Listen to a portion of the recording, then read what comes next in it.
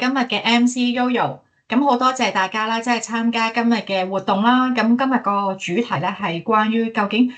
親友離世咗之後啦，究竟即係英國嘅殯儀安排係點樣樣呢？咁活動開始之前啦，咁提醒大家今日嘅活動咧係會全程錄影嘅。咁進入個會議室之後啦，請大家記得要校翻做靜音啦，同埋關閉個鏡頭。咁喺活動進行期間咧，有啲咩問題，其實大家都可以咧放喺個 chat box 度，或者可以喺最後咧 Q&A 嘅環節裏邊咧再發問都得嘅。咁其實新一年啦，可能講死有啲唔係幾老禮咁樣樣，咁但係原來咧死亡咧同我哋都係好接近㗎。咁新一年啦，即係過咗2個月多啲，我哋一啲好熟悉嘅名字啦，即係大 S 啦、方大同啦，都相繼離開咗。咁而其實佢哋都好年輕，所以其實死亡咧唔應該係一個禁忌，應該咧越早去了解啦，越早去準備，起碼令到自己啦同埋親友啦都可以知道點樣去應對。當然啦，如果唔需要用到今日嘅資訊就最好啦。但係如果有一日你身邊嘅朋友有呢個需要，你今日聽咗之後，你都可以分享翻俾佢聽，喺佢哋最彷徨嘅時候啦，都可以知道要邊度做起咁樣樣。咁好高興咧，今日我哋就邀請到咧今日嘅講者啦，Edith 啦。咁有可能大家咧都認識咗咧 Edith 嘅，因為佢都接受過唔少嘅訪問。咁 Edith 啦，而家就喺英國做緊禮儀師。咁而佢之前咧，其實喺香港咧都係做緊相關嘅行業嘅喎。咁所以佢都好了解我哋香港人嘅需要啦，亦從中咧可以了解到原來中式同西式嘅殯儀嘅文化同埋儀式有啲咩唔同。咁變相咗啦，佢都係一個好好嘅橋梁啦，即係了解客人嘅需要，咁睇下咧，其實喺英國裏邊又可以點樣執行，令到我哋呢班咧移英港人啦，即係有需要嘅時候，告別親友嘅時候啦，都可以繼續延續呢個好熟悉嘅文化習俗。咁跟住落嚟啦，嘅時間咧就會交俾 Edith 啦。咁個過程裏邊咧都係可能會比較簡單介紹下一啲殯儀嘅安排。咁如果大家喺過程裏邊有啲咩問題嘅話，歡迎大家可以留喺即係喺個 chat box 度寫低你嘅問題啦。咁或者喺 Q&A 嘅環節嘅時候咧，大家發問都可以嘅。咁我哋都好鼓勵大家好互動，咁所以希望大家都可以喺今日嘅講座裏邊啦，可以有啲得益。咁跟住落嚟嘅時間咧，我哋就交俾 Edith 啦。唔該晒。好，咁我首先多謝 Yoyo 介紹我啦。咁其實今日咧個講座咧，都希望大家叫做學少少有關嘅知識啦。咁當然唔希望大家咁快或者會有用到嘅，但係起碼萬一有一日你身邊有任何認識或者係鄰居有需要面對咁嘅事情嘅時候，你都可以用你哋今日聽到嘅嘢去叫做可以協助到幫到手，咁樣就更加好啦。咁我哋咧事不宜遲，咁我而家都會簡介翻啦。如果萬一有一日你遇到身邊有屋企人或者你嘅朋友鄰居真係離世嘅時候，咁我哋要點樣處理咧？咁首先咧，最常而家喺英國啦，同香港唯一唔同啦，就係個距離啦。喺香港，如果你話我屋企人離世，可能簡單都係打999，跟住就有救護車過嚟。但係英國始終我哋而家個地大物博啦，好多時死亡咧並唔係發生喺醫院或者係其他地方，而好多時係喺屋企嘅。所以萬一你屋企身邊或者有認識嘅人係真係喺屋企離世咗嘅時候咧，咁個做法咧就同香港嘅做法咧係有少少唔同嘅。所以首先咧就講解咗，萬一當你遇到嘅離世者係喺屋企或者非醫院地方離世嘅時候，你應該要點樣做？咁無論喺邊度發生都好啦，第一時間咧都先保持冷靜先，係啦，因為如果你太急嘅話咧，你都會手忙腳亂都唔知點做嘅。如果你嘅屋企人離世或者你嘅朋友離世係喺屋企嘅，咁你要首先都係睇下佢個狀況啦。如果佢係本身係一個長期病患而去面對離世嘅話，咁第一時間咧，你打嘅電話咧就未必話好似我而家個 size 嗰個㗎，就致電救護車啦，而係致電翻你本身屋企人或者屋企人朋友睇開嘅 GP 醫生，咁由佢哋咧係派班醫護人員咧去你屋企咧去確認翻離世者嘅死亡嘅，就同香港唔同啦。但係如果佢係話佢唔係一個長期病患者，而係佢係突然間因為唔知咩原因，突然間可能暈咗或者冇反應，咁你當然第一時間打返999啦。咁佢哋會派員去送咗去醫院，咁跟住先至再睇返佢係真係確實離世咗啊，定係可以有急救嘅情況。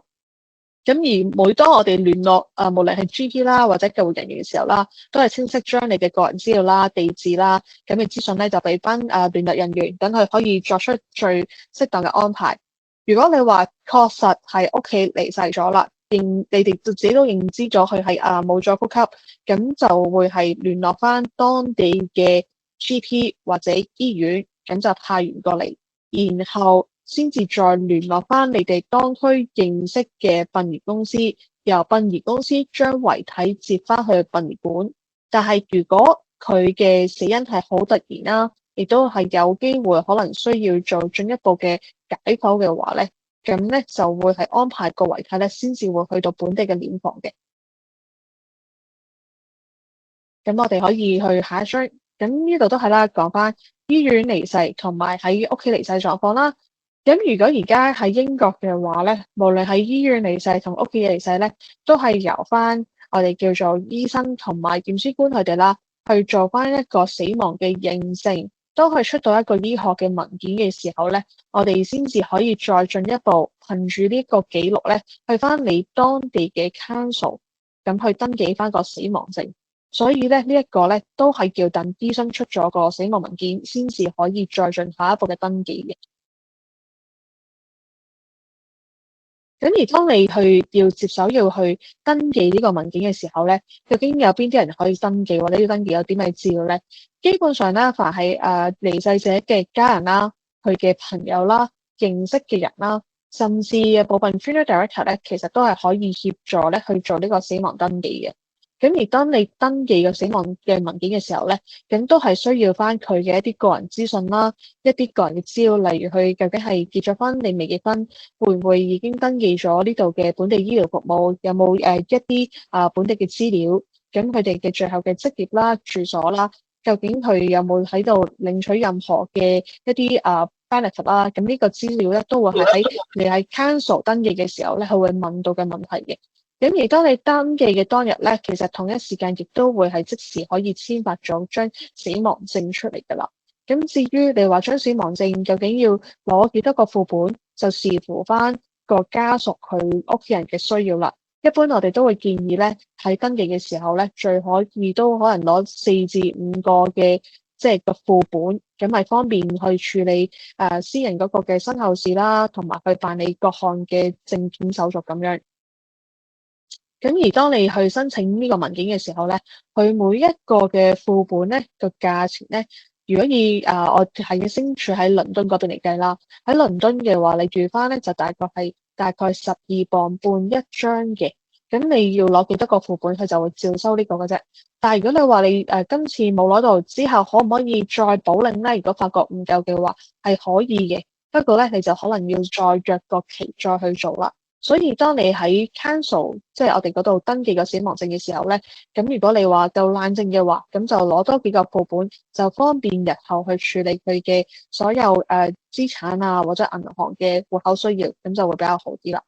咁除此之後咧，登記嘅同時咧，登記處啦 council 職員除咗會俾呢個死亡證明，即係嗰個死亡證明之後啦，亦都會有一張叫做土葬或者火葬證明書，我哋簡稱嘅 green form。呢張表格咧確實係綠色嘅，所以佢同個名係一樣。咁呢份文件咧，佢就有機會會係直接俾翻家屬，亦都有機會咧，佢會問你，你有冇已經揀選咗某一個殯儀公司，佢哋會直接將呢個表格咧就電郵俾殯儀公司。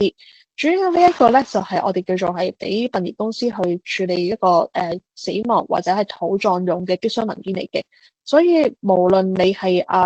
有幾認識當地嘅殯儀館都好啦，一日都未有呢個證件嘅時候咧，就算殯儀公司已經同你接洽咗，佢都未能夠咧有足夠嘅文件係可以接個死者翻去殯儀館嘅。所以呢個文件咧就會連同死亡證就會喺你登記嘅時候同一齊發出㗎啦。當有呢兩項文件，殯儀公司咧就可以去翻當區嘅醫院同埋公眾殮房咧去接領翻個死者翻去殯儀館再安排後事噶啦。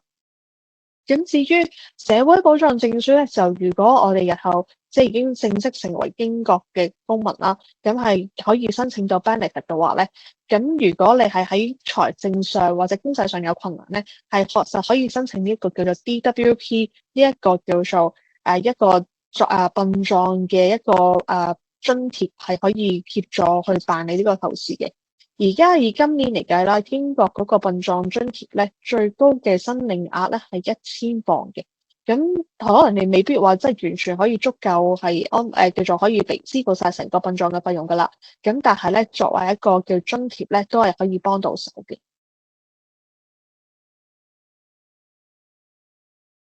咁我哋當已經辦好晒文件嘅時候啦，咁你就可以去開始協商同殯儀公司去聯絡翻，究竟我哋要做一個點樣嘅葬禮啦。葬禮通常我哋話要考慮嘅需求，都係主要係先諗下究竟屋企人嘅意願係希望火葬定係土葬啦。其次嘅話就係個預算啦，究竟有冇屋企人出席過葬禮啦？究竟我哋需唔需要瞻仰遺容啦？如果係火葬嘅話，或者土葬嘅話，希望揀嘅棺木有冇特別嘅要求啦？同埋會葬禮之後個安排，究竟係喺英國安排啊，定係或者將個骨灰帶翻香港咧？咁呢個咧都係我哋會建議家屬先考慮嘅方案。當你有咗初步嘅決定嘅時候，你就可以同殯儀公司去將你個要求去講出嚟㗎啦。咁喺英國咧，其實我哋叫做殯葬嘅安排咧，個選擇都可以好多嘅。咁我哋可以跟住下一步再去睇埋佢。如果我哋話喺英國嘅話咧，土葬咧其實都係算係一個好平常嘅事嚟嘅。喺香港可能大家會覺得土葬可能個費用都講緊係一個唔細嘅數目啦。但係喺英國咧，喺土葬嚟講咧，對於我哋香港人嚟講啦，佢所用嘅費用咧就相對嚟講係平好多嘅。咁如果土葬嘅話，由於英國嘅殯葬同香港我哋話平時做嘅我哋叫一條龍嘅服務咧係有少少唔同啦。如果家人係決定揀土葬嘅話，咁你係確實咧係需要自己聯絡翻你自己當區或者你希望心儀嘅墓地，去約一個日期咧去睇翻嗰個地點環境嘅，就好似大家我哋買樓一樣啦。不過我哋今次咧就揀個墓地咧就係為先人嘅，為我哋離世嘅屋企人嘅。咁你係可以揀佢嘅墓地嘅地點啦，佢究竟個安排，佢個管理做得好冇啦，佢有冇一個空間係有冇邊啲墓地係合乎你嘅心意啦，落葬究竟葬幾多年期啦，個費用係幾多啦，究竟我係當區嘅居民定係你要跨區落葬啦？究竟個墓地日後會係得一位人先人用啦，定係可能日後自己或者其他人都可能會都用到個墓地嘅，咁要落葬要幾多人啦？咁最後話就係究竟我需唔需要做個墓碑，定係話佢本身嗰個土地係唔可以立個碑嘅咧？咁呢啲就係喺你土葬安排嘅時候，你要同墓地職員去了解同埋去確認嘅事咯。咁如果喺英國嚟講，土葬嘅話，你確實係可以跨區嘅。即係例如可能我係住倫敦嘅，我可唔可以去Newcastle 或者去曼城嗰個落葬咧？係得嘅，只要你係俾非本地居民嘅價錢，咁你願意嘅話咧，係確實都可以安排嘅，就冇一個限制，就話一定要當地 council 嘅居民先至可以去做呢件事嘅。咁如果你話我都未必係揀土葬啦，我可能會揀火葬，甚至會將個骨灰帶翻香港嘅話，咁點做咧？其實都係一樣啦，我哋需要留意火葬場嘅選擇啦。究竟你係揀一個近自己住嘅居所嘅火葬場啦，定係你會因為你要比較多啲親友要出席嗰個葬禮，所以要安排一個更加體面嘅火葬場啦。咁呢個咧係可以你自己選擇嘅，因為火葬場都比較多啦。其次就係火葬之後，究竟我個骨灰，我係會希望係喺英國嗰度揾個骨灰龕位去存放啦。我係會喺個普通火葬場撒灰啊，定係話我可能土葬骨灰，甚至可能做其他嘅殯葬方法咧？呢個係可以喺火葬之後再慢慢安排嘅。至於火葬嘅費用咧，就主要都係視乎翻個家人會出席或者係唔出席嗰個火葬葬禮咧而有唔同嘅，個差額可以差幾遠咧，都可以接近係一半價錢嘅差額嘅，所以亦都可以因應屋企人嘅需要同埋個情況而去再合適嘅安排咯。咁至於禮堂嘅使用，同樣都係啦，可以視乎翻個人數而去揀選唔同嘅服務設施咯。至於第三項啦，如果話我其實屋企人可能喺香港嘅原居民嚟嘅，或者係可能香港有地嘅，我想將個遺體運翻香港，係唔係可行咧？咁其實係可行嘅。我哋其實可以選擇有遺體運翻香港啦，又或者係將個骨灰帶翻香港嘅。一般如果你話比較價錢比較商業啲嘅話，就可以叫做係帶個骨灰翻香港啦。如果無論你係將先人係或者佢個遺體或者骨灰運翻香港咧，其實咧都唔需要話特別一定要向香港政府咧申請一個認證嘅。不過如果你話係遺體運翻香港，咁就需要由英國嘅殯儀公司同香港嘅殯儀公司去做個協商，去安排一系列嘅出入口文件啦，先至可以運翻去。如果至於係骨灰嘅話咧，你自己亦都係可以選擇自己坐飛機 hand carry 個骨灰帶翻香港，又或者係由殯儀公司安排骨灰運送翻香港，由香港嘅殯儀公司做清關接翻個骨灰，先至再作安排都可以嘅。咁就視乎翻屋企人嘅意願同埋安排啦，就唔一定話要即刻要做嘅。如果你話係火葬嘅話，可以等可能你話葬禮之後過咗1年之後先帶翻香港都可以嘅，就冇年期限制嘅。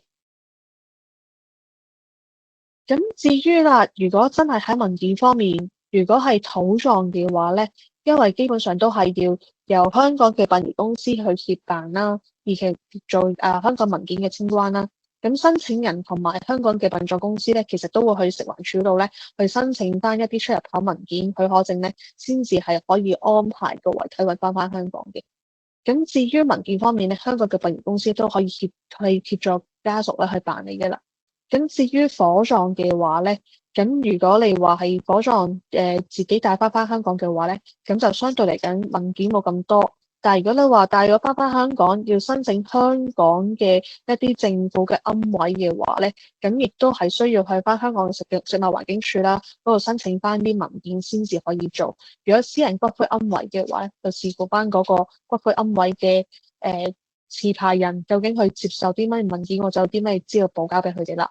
而相反，你話可唔可以將香港嘅屋企人嘅骨灰帶翻嚟英國咧？咁確實都係一樣可以嘅。英國嘅火葬場或者係一啲公司啦，其實對於香港帶過嚟嘅骨灰文件上咧，就冇特別話需要申請啲咩文件先可以做得嘅。咁呢個就大家可以留意翻啦。如果真係有屋企人或者有一啲認識嘅朋友有咁嘅需要嘅話，就可以多個了解咧，叫做。咁至於啦，我哋話如果你係希望喺個殯葬上邊係有宗教嘅人士去結辦嘅話咧，咁其實英國咧大部分嘅宗教嘅儀式咧都係可以安排嘅。一般我哋話最常見嘅天主教啦，或者我哋嘅基督教儀式啦，喺英國都好普遍嘅。咁你可以揾翻自己，如果屋企人啊或者朋友係有翻開教會嘅，可以宣聯學教會嘅神職人員啦，或者我哋叫做神父牧師，去睇下可唔可以幫屋企人做一個安息禮拜啦。咁安排嘅時間就係由神職人員同殯儀公司去協調翻一個可以安排嘅服務時間，咁然後去使用翻火葬場嘅禮堂或者殯儀公司嘅禮堂做翻個安息禮拜啦。咁如果你話屋企人本身都係啱啱新嚟英國，未翻到英國嘅教會喎，咁點算咧？咁我又希望有一個宗教嘅儀式。咁喺英國嘅殯儀公司咧，好多時我哋都會有一個嘅名單啦，就係當區嘅一啲教區人員，佢哋係願意係協助家屬咧去辦理呢個身後事嘅。咁如果你話我真係好新嚟英國，未翻開任何教會，但係我希望可以用翻宗教形式嘅話，你亦都可以去聯絡翻你哋嘅殯儀公司，由佢哋去介紹一啲本區嘅一啲神職人員或者教區嘅人員係可以協辦嘅，咁係可以咁樣安排嘅。而英國嚟講，我哋一般啦叫呢啲叫安排嘅神職人員或者呢個服務啦，我哋係統稱一個叫 celebrant， 一個有宗教或者冇宗教嘅即係儀式係可以協助嘅。咁除咗我哋話天主教同基督教儀式之外咧，咁如果大家我哋華人常見嘅佛教同埋道教咧，其實喺英國咧都係可以做嘅。而另外你話冇宗教信仰，我哋話一個維新嘅冇宗教信仰嘅一個道別禮拜啦，都係可以同香港一樣咧，其實係可以去安排得到嘅。你同樣都係可以揾翻一個 live 嘅 celebrant， 即係一個我哋叫做生命頌禮師，咁係可以去有一個主持人嘅角色，去幫你協辦一個無宗教嘅安葬嘅禮拜嘅儀式都係可以嘅。所以其實殯葬嘅方法咧，喺英國都係好多元化。咁至於啱啱有提及過啦，道教同佛教儀式，咁喺英國其實喺好多一啲比較多華人住嘅城市啦，其實都可能會揾到一啲道堂啦或者佛堂啦，咁係可以安排一個佢哋宗教嘅儀式去協辦。如果你話係道教方面，咁其實主要都係以一個喃嘸師傅嘅誦經超度啦。我哋平時喺電影見過嘅破地獄咧，喺英國咧其實都係有嘅，但係唔常見，亦都唔常用。始終我哋並不是每一位離世者都有需要做呢個儀式啦，所以一般喺英國協辦嘅道教儀式咧，都係以誦經超度為主嘅。而佛教咧，同樣都係以一個誦經超度嘅方式去為主。以我認知嘅一啲英式嘅喺英國做嘅佛教或者道教或者我哋叫亞洲嘅一個誦經超度啦，一般嘅服務時間咧都係要大概2至3個小時時間。所以如果因為要有個咁長嘅時間啦，咁喺安排嘅時候就可能需要由殯儀館嗰邊去租用個禮堂，或者可能係用屋企私人地方去俾個禮儀師去做一個服務啦。咁呢個就視乎翻屋企人同埋嗰位宗教人士個協調安排，咁而再作決定咁樣。咁呢個圖上面咧就有顯示一啲我而家工作英國間公司啦，叫做用開嘅一啲正式嘅禮堂或者一啲普通小禮堂個模樣啦。咁喺我哋而家嘅畫面咧大家嘅右邊咧有個小嘅房仔紅色地氈嗰個咧，就一般係我哋叫做冇特別普通瞻仰遺容嘅一個普通嘅小嘅禮堂嘅模樣嚟嘅。咁如果你話需要有一個大型啲嘅禮堂，就可能要用右下圖上面嗰一個正式嘅禮堂咁去安排啦。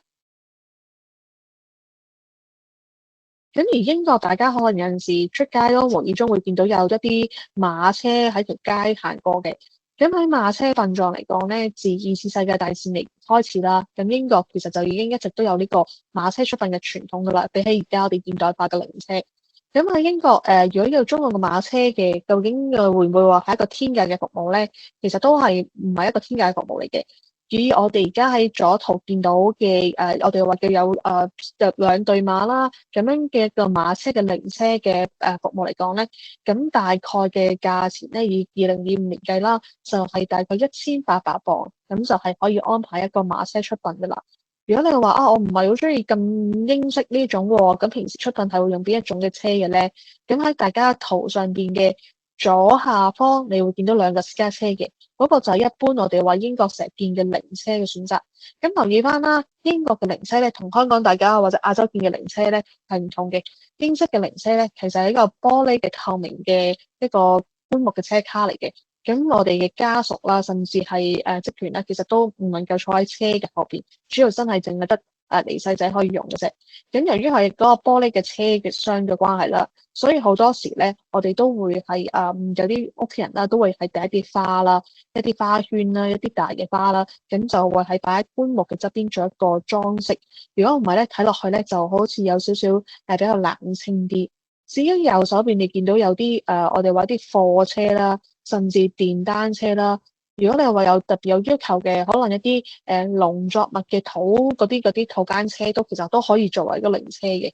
咁喺英國，如果你話想要一啲有特色嘅選擇，或者屋企人生前好中意電單車嘅喎，你係確實可以聯絡唔同嘅公司，係可以有呢一項嘅靈車安排，係可以為你即係最中意嗰個去做一個有特色嘅葬禮咯。咁呢啲都係好多元化嘅選擇，比香港可能叫做更加多嘅。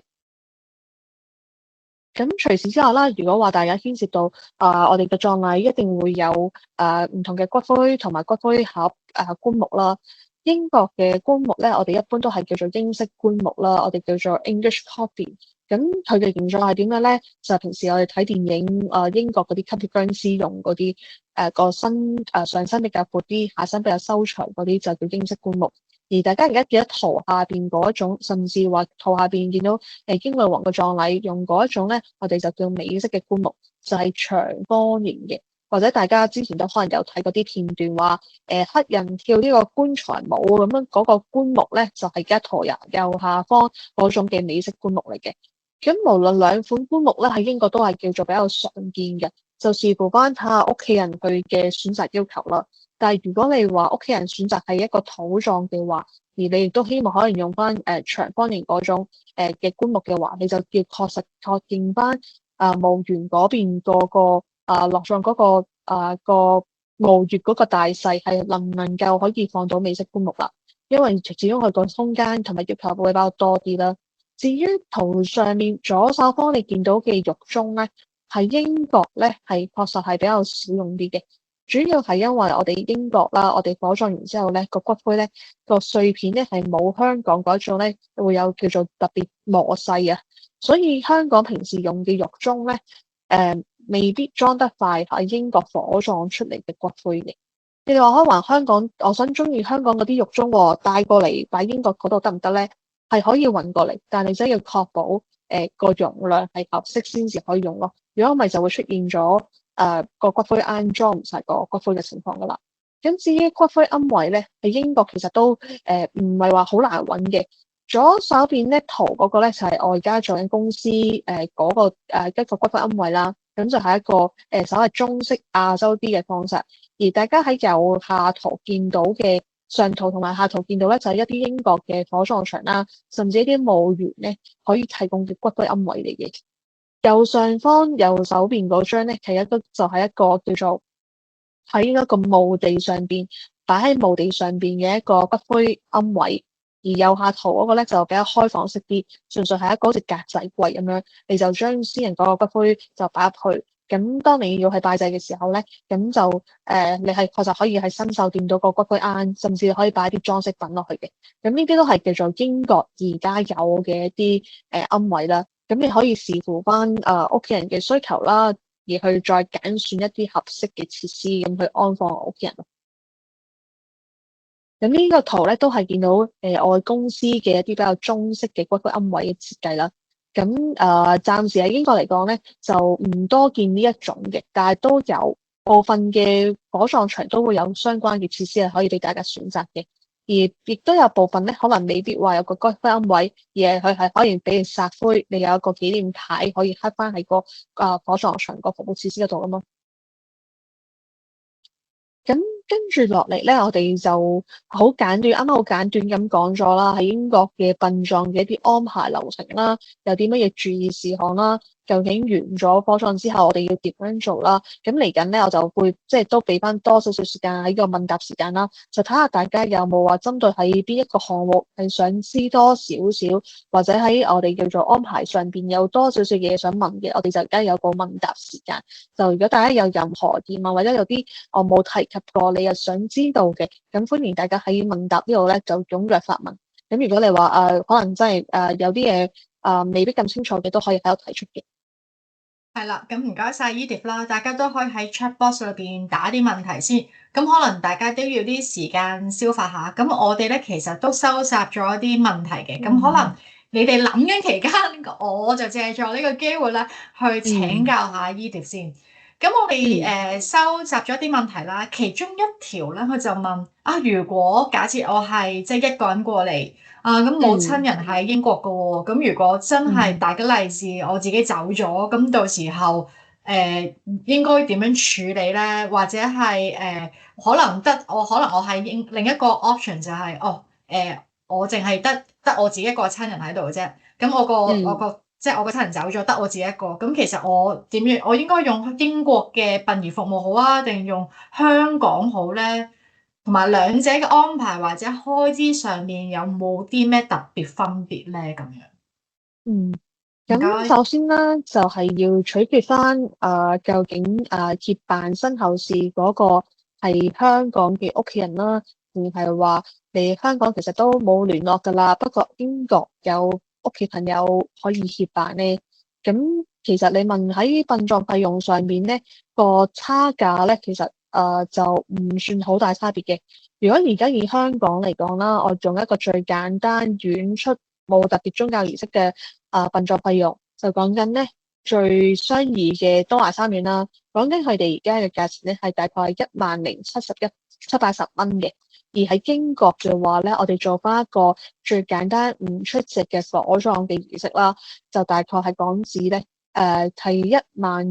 11,000蚊左右啦。所以如果你話喺安排上嘅價錢就分別唔太大，真係要取決翻離世者生前佢有冇特別嘅要求啦，希望喺英國嗰度完成個葬禮，留喺個骨灰留喺英國啊，定係話佢可能做咗個葬禮，跟住再將個骨灰帶翻香港，咁都要視乎翻離世者生前自己嘅意願啦。所以如果大家可能都係一個人過嚟英國嘅話，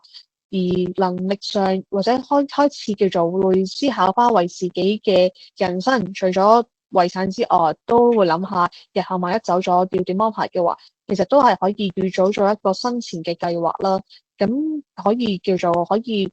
更加容易安排到日後萬一真係不幸離世咗啦，咁自己用翻自己意願心目中想要嘅方法去安排個葬禮咯。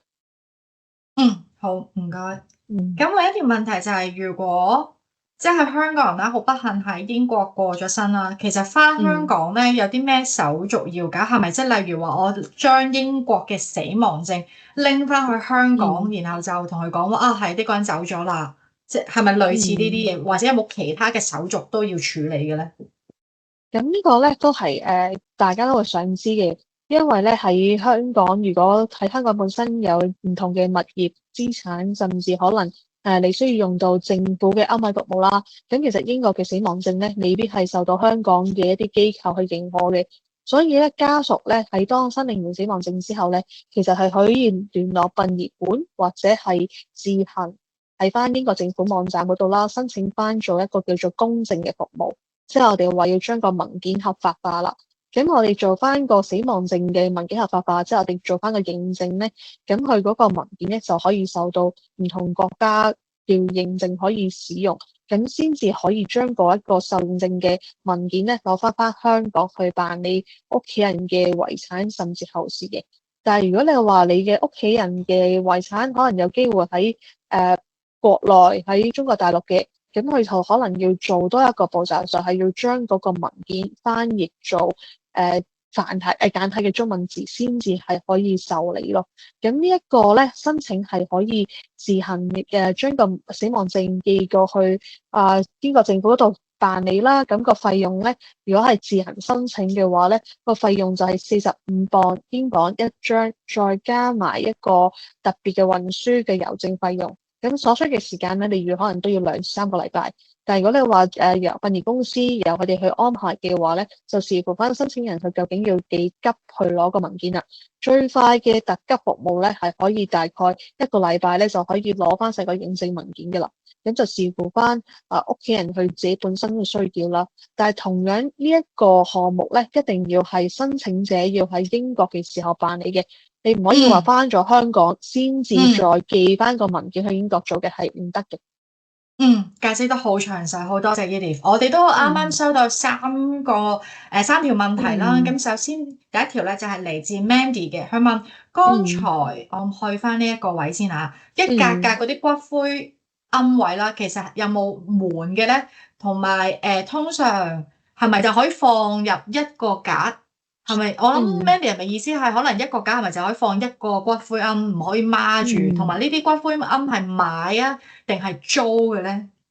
咁喺英國咧，無論你係土葬啦，同埋火葬啦，其實我哋係冇買呢個概念嘅，即係你唔好似香港咁樣，可以買斷一個龕位，你有擁有權。我哋永遠都係得租用權。就算你話你係土葬，我哋做嘅都係租用一個好長嘅年期。講緊你話最長可能租幾耐，可以租100年都得嘅。咁嗯。話18年之後咁點啊？我未繼續續租或者可能就唔需要再理佢咯。咁骨灰龕位同樣都好啦，都係一個租用年期。如果大家喺英國見到嘅可能一啲火葬場提供到嘅骨灰龕位啦，其實未必一定係正方形嘅，佢可以係有橢圓形啦，有長方形啦，係都可以嘅，視乎翻佢嗰個骨灰龕咧，即係佢嗰個龕係咩形狀。因為我哋亞洲普通嘅就係一啲比較固定啲圓形、橢圓形嘅款式啦。咁喺英國嘅骨灰龕選擇其實有更加多啦，有啲可能係有個天使像咁樣，成個像好高嘅擺到都有嘅。咁如果係火葬場嘅骨灰龕位，會視乎翻嗰個骨灰需要嘅大細啦，佢可以去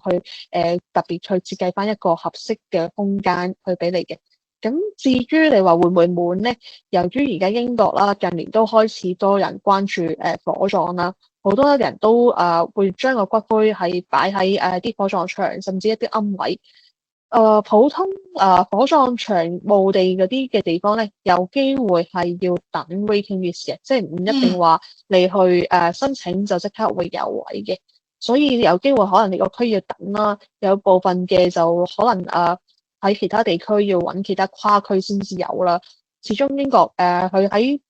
存放骨灰方面咧，仲未話係好普遍，大家都仍然都係以土葬為主嘅。係，我想回應翻嗯另一個問題先。Edith 其嗯實嗰啲骨灰龕位咧，係咪有冇門㗎？係根據佢哋個設計啊，定嗯係主要都係冇門，或者係有啲有門咁樣樣？同埋可唔可以一格裏邊放嗯兩個骨灰龕，即係可能將爸爸媽媽咁放埋一嗯。齊咁樣樣，又得唔得可咧？以嘅，可以嘅。頭先我哋嗯再前一張 slide 啦，有啲係可能係一個好似屋咁樣擺土嗯地上邊嘅啦。咁其實都係視乎翻你嗰個骨灰龕大細啦，就可以嗯擺1至2個位。至於你話雙連嘅，可能我哋圖中間嘅有見到一個雙連位。咁如果佢嗰個空間係夠大嘅，你可以話嗰一個一格就可以擺2位先人。咁你2格就已經可能係叫做四個先人咁樣擺落去，都係視乎翻個大細咯。咁所以咧，其實就有冇門就視乎翻佢哋嗰個墓園提供嘅方式而定啦。咁兩嗯。種都有機會喺英國揾到嘅。好，唔該晒。好，咁另一位嗯啦，就係嚟自阿 Sam 嘅，佢就問死亡證啦，通常要等幾耐先會發出咧？嗯同埋即係死亡到下葬有冇話一定要幾耐進行？咁又可唔可以考慮海葬咧？我諗海葬意思係咪撒嗯灰？應該唔係抌條屍落海嘅，我估佢係應該唔會係冇可能抌條屍落去嘅，因為咁樣係咧就會變咗非法處理遺體咧，咁就會犯法嘅。咁係咁覆翻第一樣嘢先啦。咁如果係一般啦，我哋話屋企人離世咗，就咁要等咗醫療文件啦。由醫療文件出咗，跟住去排期或者叫做安排去 cancel 申請嗰個死亡證，究竟要幾耐咧？就真係要視乎翻嗰一期 cancel 佢嗰個 workload 大唔大啦。有部分 cancel 喺之前疫情嘅時候啦，因為佢哋好多時都滿咗 booking 啦，有試過可能要等2個禮拜甚至3個禮拜先至申請到個時間去申請張死亡證嘅。但係如果牽涉到係一啲死亡嘅案件咧，就唔係非一般嘅文件處理咧，你確實係可以試下同 council 商聯繫，話我可唔可以特別跟進快少少，俾個 time slot 我去做，因為一個 council 入邊佢可能除咗處理我哋話死亡之外，佢即係我哋話出世，甚至其他文件都會喺 council 嗰個辦事處嗰度做嘅。所以其實大家申請嗰個預約個 time slot 咧，都會係一樣嘅，佢唔會特別劃分你申請死亡證，我會有特別一個 time slot 係俾你，就唔會。所以要視乎啦你自己居住嗰個區嘅 council 嗰個運作啦，同埋嗰一期嗰個 council 佢嗰個工作量而定，先至可以知道究竟有啲可能好快，有啲可能要等2至3個禮拜都唔定嘅。有冇話咁至大約一個於參考時間咧？即係當參其考，實可能都真係幾個冇，可月。以可以咁佢又唔會太耐嘅，因為本身法例規定啦，如果係當屋企人離世咗，其實你嗯。都要喺佢離世咗大概5個工作天入邊啦，就已經要去申請登記做呢個項目。只不過個 council 佢喺登記嘅時候，佢有冇個 time slot 係可以安排到做呢件事，就要視乎翻你住嗰個區嘅 council 咯。但係啱啱講啦，如果牽涉到死亡一啲特別嘅例子嘅話，係確實係可以嘗試同翻council officer 去提出話，因為我係有咁嘅原因，所以希望可以盡快睇可唔可以設一個早少少嘅時間去安排做咗個 appointment 去出個死亡證咯。咁當出到死亡證有埋個 green form 嘅話咧，最快嘅話其實咧，英國如果殯儀公司喺各方面配合得到嘅話啦，最快其實我試過係3日咧就已經係安排到出殯㗎啦，就冇話香港可能要等咁耐，尤其是係火葬，因為火葬我講啦，火葬場有好多個啦，咁唔一定話係A 嗰個用到，我可以揾 B，我可以揾 C。咁所以其實可以個流程可以好快嘅，咁但係會視乎翻我哋唔同嘅人有可能唔同嘅習俗要求啦，有部分人可能要等埋香港啲親人嚟到英國，我先至安排個葬禮嘅，咁反而可能仲會有要求耐啲都可以嘅，咁就要視乎翻屋企人係希望想盡快處理啊，定係可能有其他因素要延遲少少啦。明白。咁想問下關於即係火葬咗嘅嗰啲嗯灰啦，可唔可以撒落海啦，或者撒落一啲嗯，花園啊，或者係一啲土係。地咁樣咁咧？撒灰嗰度咧，或者我哋叫做骨灰嘅安排啦，其實你係可嗯以揀喺墓地嗰度啦，喺墓地本身已經係可以有好多選擇啦。你可以揀嗯翻買一個骨灰龕位嘅位置土葬，同樣都係有碑嘅，只不過我哋話土葬個骨灰個空間細啲，價錢會平啲。如果你話我中意回歸大自然多少少喎，例如之前可能大 S 講嘅樹葬喺英國都好普遍嘅。甚至你話樹葬可能都貴啲啦，因為唔係棵樹啊嘛。咁你可以揀花葬啦，咁應該係可以做花葬嘅。花葬、樹葬會唔會話葬咗落去就冇咗塊碑冇擺晒咧？唔會嘅，你同樣都係可以自己揀翻一個紀念碑擺翻喺個花或擺翻喺棵樹下邊，去劃翻個空間。你同樣都係可以做個拜祭，只不過話個碑唔需要用到咁大咁荒蕪咁樣啦。除咗呢啲叫做常見啲嘅，咁除此之外，我哋話我可唔可以撒河？例如我住倫敦，我可唔可以撒落泰晤士河？或者我住國家公園，我特別中意嗰個國家公園喎，我可唔可以喺國家公園個山上面撒灰咧？係得嘅，但係只要有一個條件啦，就係如果你申請去嗰個公園或者嗰個地區，例如國家公園，可能係某一個政府機構或者某個私人擁有嘅。你係要得到擁有者嘅批准，你先至可以撒灰喺嗰度。咁你話如果係泰晤士河，咁佢冇特別話邊個擁有嘅喎，可唔可以就咁撒落去咧？確實都係得嘅。至於你話需唔需要有一個有形式，可能好似香港咁有個船揸大家車大家出去個河上面嗰度撒灰咧，呢個係可以有咁樣嘅殯儀公司可以安排。又或者你可以自己揀自己想嘅時間，將個灰就咁撒落去嗰個地方都可以嘅。但係前提底下咧，做呢個撒灰動作就係確保嗰個地方係冇特別嘅人擁有，要需要申請啦。其次就係你撒完灰嘅器皿啦，就唔好周圍掉啦，因為周圍掉就變咗係另外一個法例，即係你變咗係亂拋垃圾啦咁樣。咁就唔 OK 啦咁樣。咁除此之外，而家英國或者歐洲地區啦，其實甚至有一啲我哋叫做即係熱氣球，射個熱氣球上去，有得去自己隨風飄，有呢個服務，亦都有太空嘅葬禮，英國都係可以安排得到嘅。即係你話佢本身生前好想做太空人㗎喎，咁冇辦法做到啦。咁走咗之後，可唔可以俾佢做一個太空旅程咧？都係可以安排得到嘅。英國都係揾到啲咁嘅公司可以安排嘅。哇！真係大開眼界，即係多謝 Edith，即係嗯分享咗俾我哋聽，即係喺我哋仲在生嘅人可以真係了解多啲，即係喺呢個唔同嘅安排，可以好好去計劃啦，或者係同屋企人商量。好啦，我都留意時間啦，所以我哋都好快即刻問下一條啦。咁想問下咧，先人咧其實骨灰火化咗之後咧，安放喺屋企算唔算係普遍嘅咧？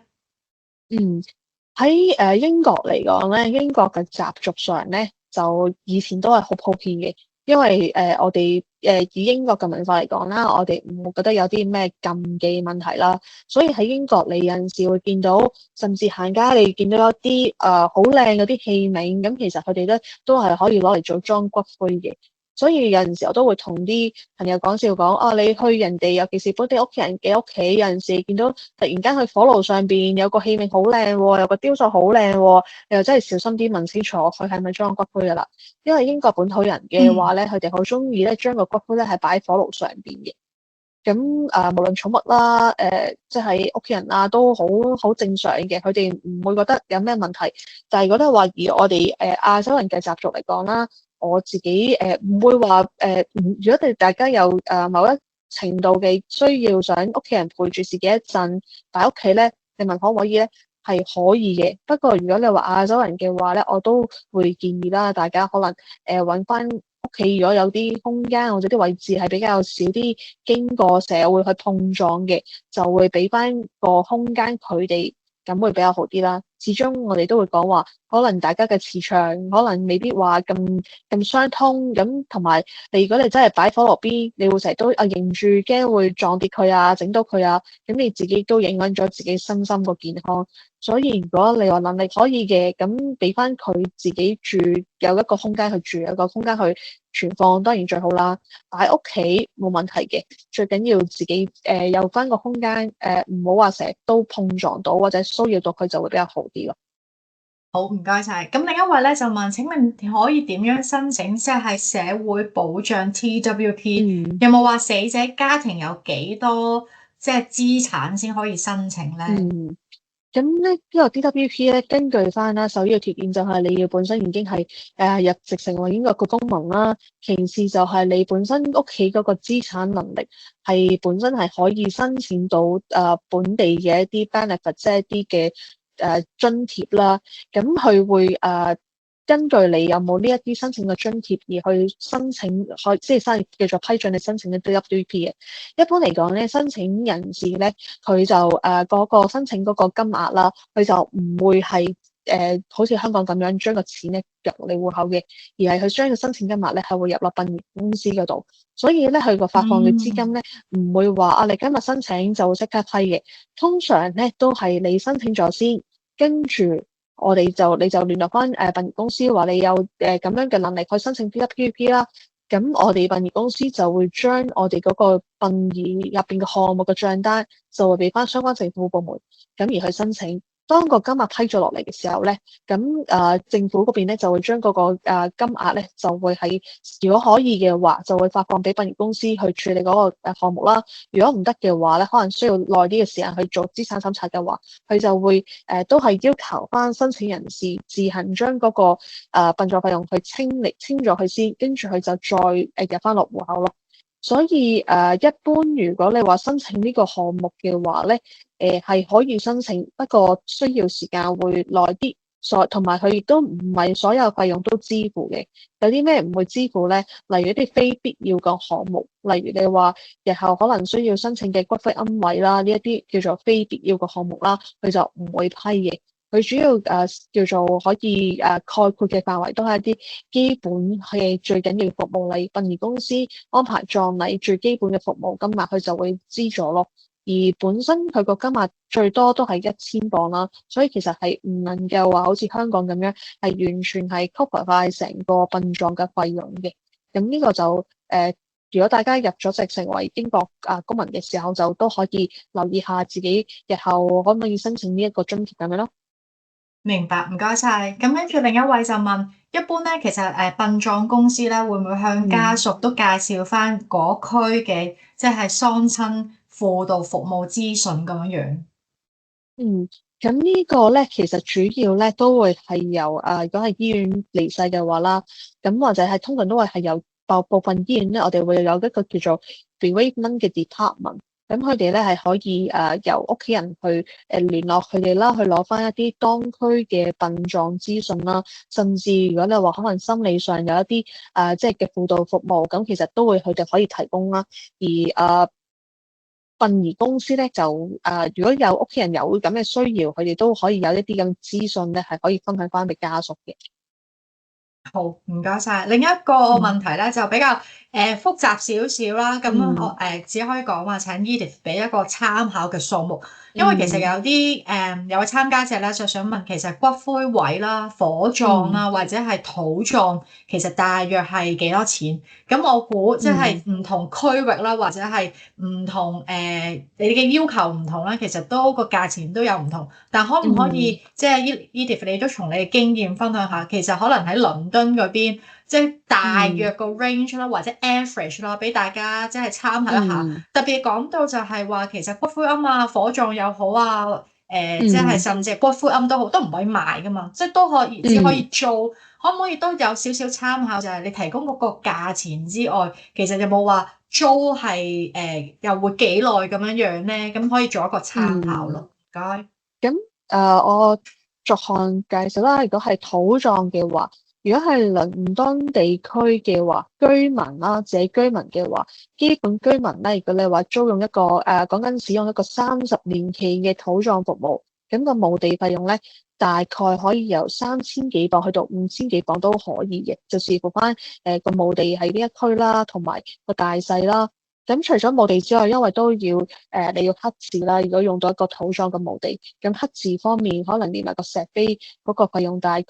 以上年計算啦，睇你刻幾多個字啦，咁都係預計係大概2000零3000磅。咁總數你話一個30年期嘅土葬，你預計可能係大概6000磅左右啦，應該都係可以叫做完成咗噶啦。至於而家火葬嘅話咧，火葬嘅話就相對嚟講，你只需要俾殯儀公司個火葬費用啦。咁個骨灰你就可以睇翻自己選用邊一對骨灰龕位。以倫敦如果以我而家公司啱啱你哋見到圖畫嗰一種嘅骨灰龕位咧，5年嘅最基本嘅費用咧就係2000磅左右，咁就未計碑面上面刻字啦。一般刻字嘅話咧，英國嘅石廠刻字嘅費用咧，一般係1磅一個英文字啦。中文嘅話都係可以做到嘅，咁就3磅一個英文字。普通如果你話而家圖入邊見到嘅骨灰龕位嘅刻字，以我哋亞洲人常見啦，你預翻大概係100零磅都可以完成晒成個碑面嘅刻字啦。咁至於其餘嘅，你話租用個骨灰龕位，如果你話可能係土葬嘅話咧，就都係要視乎翻年期啦。咁都係大概1000至2000磅左右咧，都可以租一個比較長時間，大概30年嘅時間嘅服務噶啦，咁樣咯。好，唔該晒。咁另一位啦，嗯Timmy 就問香港嘅骨灰龕位啦，就會存放於嘅骨灰龕嘅 size 咧係有限嘅。咁英國嗯嘅骨灰龕嘅位可能會太大。其實我可唔可以唔用即係殯儀公司提供嘅骨灰龕，而嗯揾即係殯儀公司幫我將骨灰袋好，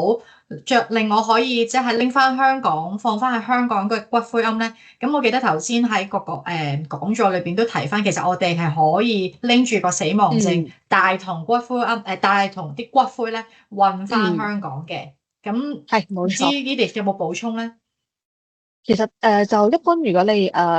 會將個骨灰帶翻香港嘅話咧，你只需要同殯儀公司講啦，你有咁嘅要求，咁我哋殯儀公司咧一般都會提供一個膠嘅扭蓋式嘅骨灰嘅器皿，俾你裝嗯，住骨灰帶翻香港嘅。因為呢一個咧係一個國際嘅要求嚟嘅，帶翻香港之後就話要遺體運送嘅骨灰器皿，咁其實咧一定係要一個器皿係可以扭得開、扭得實嘅。所以如果你話可能好似香港嗰一種吸蓋式嘅肉盅咧，調翻轉就相反唔係一個好合適嘅器皿，係可以攞嚟上飛機咯。而呢一個我哋話啱啱嗰個塑料骨灰盒咧，咁其實咧就網上會比較少見有得賣，通常都係殯儀公司安排。所以當你處理個身後事嘅時候，或者你預計知道將會將個骨灰帶翻香港啦，就可以同殯儀公司嘅職員講話，你會有咁嘅要求，咁佢就會幫你準備呢一個塑料嘅骨灰個盒，咁就去安排你就可以帶翻香港咁樣咯。好，咁跟住佢都有另一條問題嗯嘅，咁呢個真係要請教下你啦。咁喺香港火葬同埋喺英國火葬出嚟嗰個骨灰嗰個仔細程度，其實一唔一樣嘅咧？會唔會喺英國即係火葬完個骨灰之後大得就係放唔落香港嘅骨灰龕咧？係咁，啱啱都有提過嘅。而香港咧，而家我哋成日見嘅浴鐘啦，個 size 啦，我哋話個容量啦，係大概3.5 litre 左右啦。咁呢個係即係一個基本標準嚟嘅。如果可能你或者有朋友有經歷過喺香港嘅葬禮，或者香港安排個身後事嘅時候咧，你會見到食環署咧，其實佢喺安排處理嘅時候有一個項目俾你揀嘅，就叫做特別精細研磨個骨灰。由於大家都知啦，香港嗰個骨灰龕位都有個 size 限制，如果話有可能一家人都想擺埋一齊嘅話，咁唔可以個個都係用一個標準嘅骨灰安裝噶嘛。咁政府亦都係建議大家可以而家個龕位可以最多可以擺6位先人。咁我哋點樣可以擺6位咧？就唯有要將個骨灰特別精細研磨，咁磨細啲，咁個容量裝細啲，你可以多幾位先人可以擺落去咯。但係因為英國相對嚟講，佢個空間未去到話香港咁狹窄啦，咁所以我哋英國咧就冇呢個選擇嘅。所以當個骨灰出嚟嗰個我哋話叫個容量啦，或者個火粒啦，其實會係比較大啲。而英國一般我哋話骨灰龕位，我哋叫幫客人揀選嘅容量啦，一般都係以3.7以上咧先至叫做一個合適。如果你用香港浴鐘嘅話咧，就有機會可能私人個骨灰就真係太多，咁會有個裝唔晒嘅情況。所以一般無論係邊一個殯儀公司都好啦，如果係幫客人揀骨灰龕嗰個用嗰個 size 嘅話咧，都係會建議客人等個火化完咗，接咗個骨灰翻嚟，我哋睇翻個骨灰容量，先至再揀選合適嘅骨灰器皿咯。如果唔係買錯咗或者買細咗嘅話咧，咁就比較尷尬啲啦。如果我哋亞洲人嚟講，因為如果本地人嘅話咧，其實佢哋亦都有自己嘅習慣，可能係確實會將個骨灰係分開唔同嘅器皿俾唔同屋企人嘅，所以你會見到有啲點解會咁細嘅一個容量，咁因為佢哋個習慣啦同選擇唔同。所以唔會建議大家太早就已經買定個骨灰龕裝喺度，如果唔係真係會有機會出現咗太多裝唔晒情況。有冇得話即係拎翻香港再磨翻細佢咁樣樣㗎？呢個咧就要睇翻可唔可以攞到翻香港，揾香港嘅石廠，因為你哋都要揀選骨灰龕嗰陣時都係揾石廠嗰啲公司服務啦，就睇下你接受嗰間石廠去可唔可以幫你去做呢個項目啦。好，唔該晒。咁跟住仲有就係其實呢個行業可以點樣，即係有冇途徑可以加入到嘅咧？咁其實咧喺英國咧嘅殯葬行業咧都係好歡迎大家加入嘅，基本上你都係上翻英國嗰啲招聘網站啦，咁其實都會見到有好多嘅職位係長期有請人嘅，只不過係睇下你希望係做一啲後勤啲嘅工作啦，定係啲前線嘅工作啦。其實簡稱同大家做客戶服務咧係冇分別嘅，唯一咧就係你要自己唔擔心見到遺體咯，因為我哋喺英國做同香港做最大嘅分別就係喺香港，如果你係做一個文職工作，可能你真係都唔需要接觸要掂，甚至係見到遺體嘅，可能全部都係後勤嘅工作啦。但係英國咧，基本上你任何一個崗位，就算好似我咁做一個 arranger 一個文職工作咧，其實你都係有機會你要係接觸到遺體啦，接觸到骨灰啦，咁手語權益你要自己唔擔心接觸先咯。咁如果唔擔心嘅話，其實英國好多間殯儀公司咧都長期請人嘅，亦都係唔需要特別有呢方面嘅經驗。但係當然，如果你話你本身係有做過客戶服務相關對客嘅項目，咁就會好少少咯。呢個好好嘅意見啊！咁都俾咗我哋即係參加者了解多啲呢個行業咧。原來係只要你唔怕見到即係呢啲遺體嘅話，其實做一個新入行嘅人都係可以。咁俾大家嚟咗英國多一個即係 second career 啦。好，跟住另一條問題就係喪禮啦。如果以最簡單嘅形式進行，咁喺英國可能得幾個親友。請問以火葬形式進行喪禮，成個最簡單嘅過程啊，要需要大約幾錢呢？如果屋企人冇特別要求要去出席火葬嗰一個儀式嘅話咧，最基本我哋話唔出席嘅火葬安排啦，以倫敦嚟計啦，就1400磅就係已經全部所有項目包晒㗎啦，即係講緊係有接先人翻去殯儀館幫佢着衫梳洗、安排葬禮，到去火化，咁就已經係全部所有服務費包咗噶啦。但係如果你話我想唔出席之餘，我都想瞻仰遺容嘅話，咁當然都可以後加一個租用禮堂或者一個服務費用啦。咁如果你話可能我人數少嘅，咁可能普通租用殯儀館嘅設施，咁都係預翻係100磅左右就已經可以做到唔出席嗰個葬禮，但係又可以瞻仰遺容呢個項目噶啦。咁呢個都留意翻啦，因為好多時候都遇到有啲家屬求救就係話，佢同殯儀館去溝通嘅時候咧，就冇提及過瞻仰遺容呢樣嘢嘅，因為喺英國嘅殯葬文化入邊咧，其實係冇瞻仰遺容呢樣嘢嘅，即係英國人係唔瞻仰遺容嘅，所以喺我哋英國好本土嘅殯儀公司，佢哋都會用翻英國人嘅思維去同大家去協商嘅時候咧，佢係唔會知道你會係想瞻仰遺容，所以如果你係有需要有呢個傳統想做嘅話咧，你係要同殯儀公司提出。咁佢就會安排一個我哋叫做一個小禮堂啦，去俾你做呢個儀式，去做呢個服務咯。如果你話你需要一個傳統正式嘅殯葬服務，連埋會去火葬場嘅話咧，因為牽涉到要人手帶個棺木去個火葬場啦。咁以倫敦嚟講咧，而家嘅連埋棺木啦，大概嘅服務費咧，預大概係4000磅左右啦。咁就一個係正式傳統嘅火葬禮嘅咁樣。好，唔該晒，好多謝 Edith 啦，俾咗好多資訊俾我哋啦，令到我哋知道多咗原來當中嘅細節啦，點樣去做選擇啦，甚至係可以了解下原來我哋唔同嘅選擇其實可能嗰個成本又係幾多。咁真係今日好多謝 Edith 即係嘅分享啦，亦好多謝各位參加者啦，即係問咗咁多問題，令到成個講座咧係好豐富，資訊性亦好好。咁我哋稍後咧都會將呢個嘅 webinar 啦變翻做一個YouTube 片，咁歡迎大家可以重溫啦，或者係可能即係 share 俾你覺得有需要嘅人，希望將來可以真係幫到佢哋。咁如果之後有任何問題嘅話，我哋可唔可以問翻 Edith 你嘅？